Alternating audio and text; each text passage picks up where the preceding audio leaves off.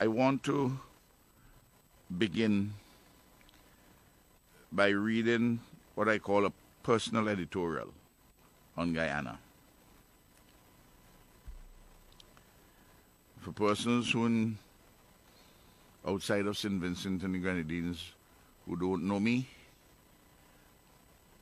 I just want to introduce myself. I'm the Prime Minister of St. Vincent and the Grenadines, and I am the Chairman of CARICOM, and my name is Ralph E. Gonsalves, and this is a personal editorial on Guyana.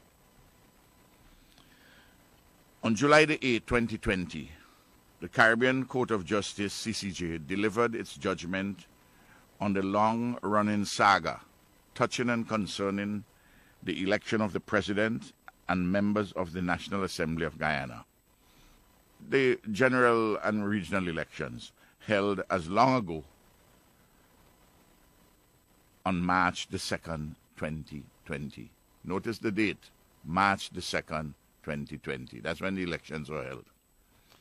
The CCJ's judgment was lucid in every material particular. And as Guyana's highest and final appellate court, it is authoritative. Thus, any attempt, however ingeniously clothed, to litigate all over again this or that matter upon which there has been a final determination, or upon which the CCJ has pronounced authoritatively, is tantamount to an abuse of the process of the court, or is frivolous and vexatious. Since the delivery of the judgment of the CCJ, the chair of the Guyana Elections Commission, GECOM, the retired Justice Claudette Singh, has been seeking to bring finality to the elections through relevant decisions, declarations, and directions in accordance with the laws of Guyana and the judgment of the CCJ. Her central focus has been to get the valid votes as identified or defined by the CCJ counted. At every turn, GECOM has been frustrated by a recalcitrant chief elections officer. In a normal functioning democracy, what should be a straightforward matter of counting votes has become the equivalent of a long-running soap opera, pregnant with real danger for the people of Guyana and the Caribbean community. This charade ought to be brought to an end immediately, and a just declaration made by GECOM, in keeping with the clear mandate delivered by the voters of Guyana and in accord with the laws of Guyana and the CCJ's judgment.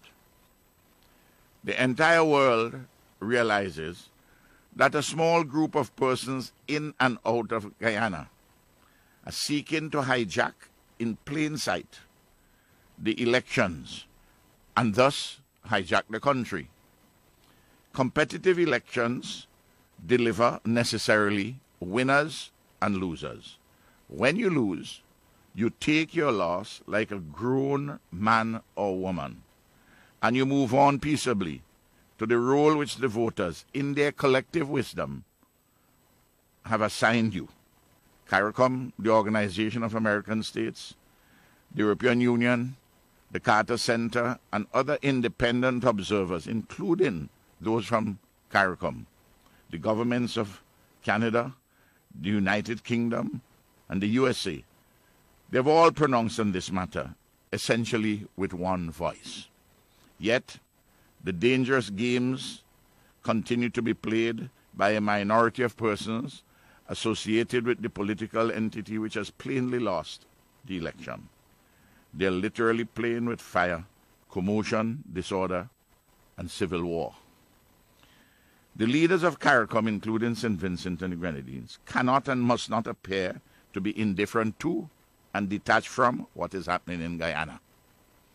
That significant country, Guyana, and its industrious people of the highest quality are dear to us in CARICOM. We are in solidarity with the people of Guyana. We defend on an ongoing basis the territorial integrity of Guyana. Today, CARICOM defends democracy in Guyana. We defend the voters of Guyana. We are on the side of the angels in the standoff between those who reject the people's verdict and those who insist properly on its observance, recognition, formal declaration, and implementation. Guyana, as the host to the headquarters of CARICOM, as a signatory to the Charter of Civil Society, signatory to the revised Treaty of Chaguaramas and other fundamental documents of relevance, cannot be allowed to disrespect or disregard with impunity the clear, unambiguous ruling of the CCJ. The time for decisive action is shortly upon us. I am deeply disturbed at the credible reports that persons purportedly allied to certain political forces in Guyana have been threatening, defaming, and verbally abusing leading personalities in the CARICOM Secretariat, including the Secretary General, His Excellency Erwin LaRocque. This is wholly unacceptable. Accordingly, I publicly call upon His Excellency President David Granger, an honorable man, to denounce those who have been engaged in such threats, defamation, and verbal abuse.